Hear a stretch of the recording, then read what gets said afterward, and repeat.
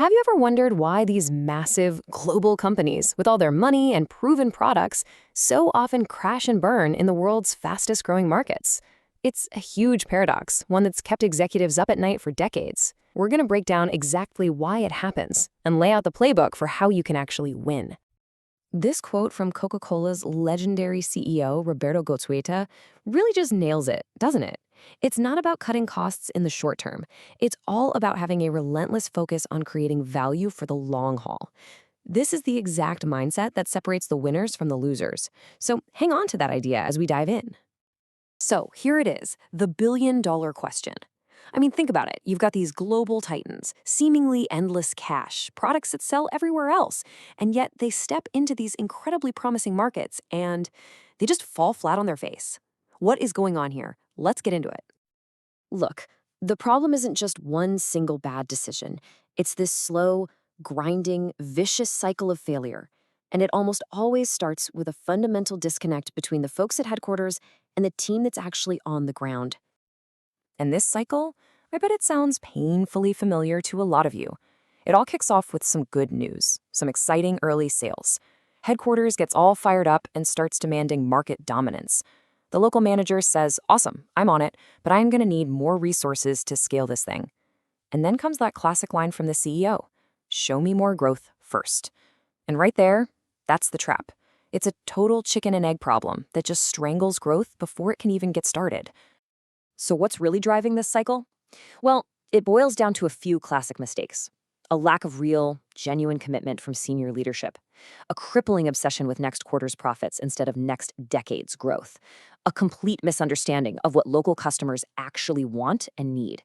And, maybe most dangerous of all, totally underestimating the local competitors who are already there and winning.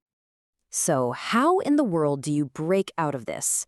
It all starts with a fundamental shift in mindset, right at the very top of the organization. It's about swapping that corporate arrogance for some real, on-the-ground adaptation. And this slide just lays it out perfectly. The losing mindset is pure arrogance, right? It's that old belief that, hey, if it worked for us back home, it'll work anywhere. The winning mindset, though, it starts with humility. It's the willingness to rethink everything, your business model, your brand, even your R&D, to fit what the local market actually needs.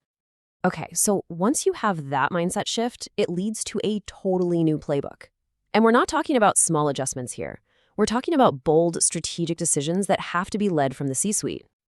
All right, first principle of the new playbook, and it's a big one. Go big or stay home. Seriously, the days of just testing the waters with a tiny little investment are long gone. Half measures are a guaranteed recipe for failure. This quote from a former Walmart executive just says it all. They learned the hard way that while they were cautiously testing markets, their more committed competitors were moving in at full speed, building scale and just dominating.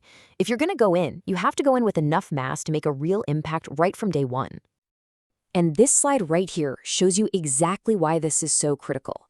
Think about this. For a lot of global companies, emerging markets might be, say, 30% of their sales, but they're pulling in a massive 44% of their profits.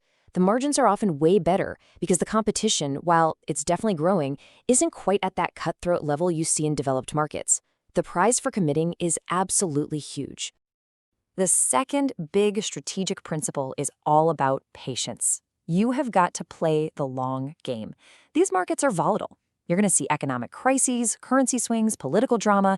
It's all part of the deal. Companies that freak out and run at the first sign of trouble will always lose to the ones who stay the course. I mean, crises are actually opportunities. When the Russian financial crisis hit back in '98, most multinationals ran for the hills, but Nestle, they stayed. They took a hit on their profit margins for a little while, sure, but as their CEO explained, they doubled their market share in just 18 months. Why? Because all their competitors had vanished. That is the incredible power of playing the long game. Okay, so a great strategy is one thing, but it's totally useless if you can't execute. So let's talk about how you actually win on the ground. Listen, the single most important thing, bar none, is local presence. You simply cannot win from a distance. Trying to manage from a regional hub or relying on distributors, it's just a recipe for disaster. You need your own people in the market, building relationships, and really understanding how things work.